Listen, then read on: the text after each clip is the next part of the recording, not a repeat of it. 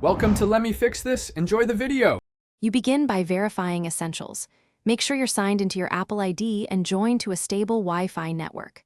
Once connected, plug the device into power so the backup won't time out. Now open Settings, tap your name, choose iCloud, then iCloud Backup. Tap Backup now to start. You're doing this to capture device settings, app data, and photos.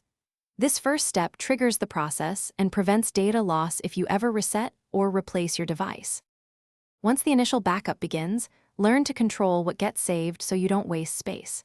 Tap Manage Storage to see existing backups and remove obsolete ones.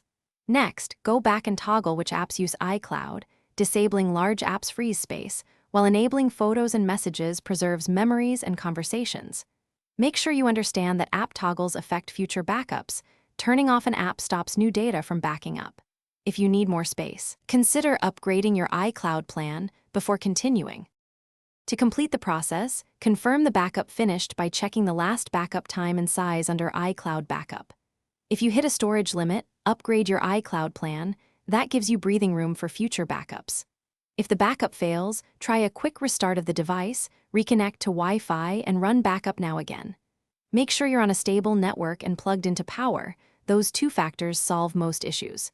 If problems persist, sign out and back into your Apple ID and retry.